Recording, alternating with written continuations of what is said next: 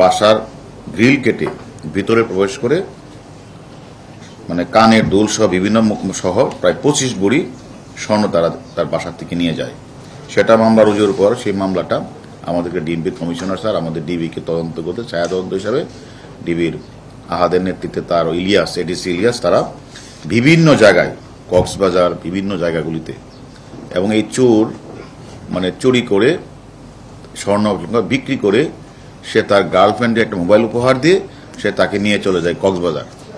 ওইখান থেকে গিয়ে আমাদের ডিবির এডিসি সেখান থেকে তাকে ধরে নিয়ে আসছে এবং আনার পরে তাকে আমরা জিজ্ঞাসাবাদ করে তার কাছ থেকে কিন্তু আমরা টোটাল স্বর্ণটা 20 ভরি স্বর্ণ এই স্বর্ণটা বিক্রি করে দিয়েছিল।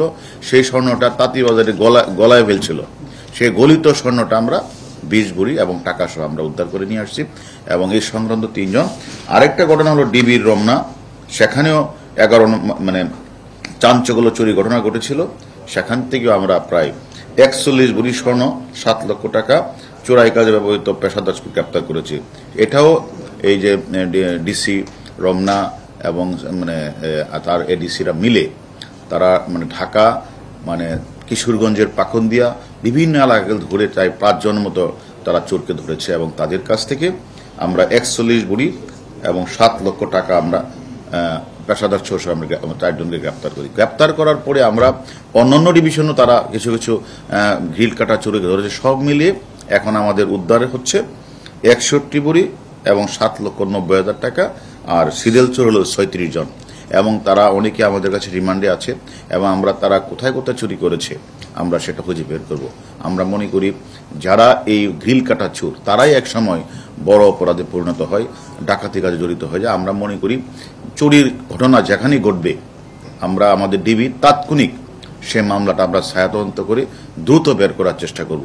আপনাদের কাছে যদি এরকম তথ্য থাকে এই ঢাকা মেট্রোপলিটনের কোথাও এলাকায় গ্রিল কাটা বা কোনো চুরির ঘটনা ঘটেছে সেটা আপনারা তাৎক্ষণিক থানায় মামলা রুজু করার কথা বলবেন এবং আমাদেরকেও এটা কপি দিতে বলবেন।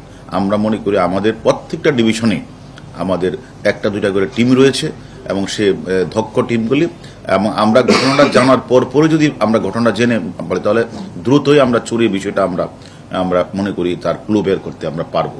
তারা কিভাবে গ্রিল কেটে চুরি করে এর সিসিটিভি আছে। তারা আমাদের অফিসাররা যে স্বর্ণটা মাটির নিচে পুঁতে রেখেছিল এটা মানে এটা কিভাবে তারা মাটির নিচ থেকে আমরা বের করেছি সেটাও আমরা সিসিটিভি রয়েছে, সেটা আপনারা নিয়ে যান। মানুষকে উৎসাহিত মানে অ্যালার্ট করতে হবে এবং প্রত্যেকেই যেন মানে যার দারোয়ানের প্রতি বিশ্বস্ত দারোয়ান রাখতে হবে, দারোয়ানের সাথে সবসময় করতে হবে। এগুলি আপনাদেরকে একটু সজাগ করতে হবে। দেখেন আপনি যে কথাটা বলেছেন ঢাকা শহরে যে ঈদটি গেলেন এই ঈদে আমি মনে করি আগে তো অন্যান্য ঈদগুলিতে আমরা দেখতাম যে ডিবির পরিচয় বিভিন্ন পরিচয় ছিনতাই চাঁদাবাজি বেড়ে গেছিল। এবার তো সেই ঘটনা ঘটে নাই এবং এমন কোনো চোরির ঘটনাও ঘটে নাই। আমাদের কথা হলো কোনো ঘটনা যদি ঘটে যায় আমরা কোনোটাকে আনটাচ করি না, রাখি নাই। আমরা চুরির ঘটনা ঘটছে 1-2টা সেগুলি আপনার ধরেছি, স্বর্ণ উদ্ধার করেছি, টাকা উদ্ধার করেছি, আজকে আপনাদের সামনে বলেছি। এখন একটা ঘটনা ঘটে যেতে পারে কিন্তু আমাদের ডিবি পুলিশের থেমে নাই এবং এই চোরগুলিকে যে কিশোরগঞ্জ থেকে কক্সবাজার থেকে ধরে নিয়ে আসছে এটি আমরা বলার কথা। এরা চুরিটা করে তারা মাটির নিচে পুঁতে রেখেছিল আর ভেবেছিল যে যখন পুলিশ থেমে যাবে তখন তারা একা মাটির নিচ থেকে তুলে এটা আবার তারা ভাগ বাটোয়ারা করবে। কিন্তু আমাদের ডিবি পুলিশের কাজ করছিল, কাজ করার তাদেরকে আমরা গ্রেপ্তার করেছি পাকন্দিয়া থেকে, কিশোরগঞ্জ থেকে। গ্রেপ্তার পর তাদেরকে দিয়ে আমরা ওই মাটির নিচ থেকে স্বর্ণগুলি আমরা তুলেছি।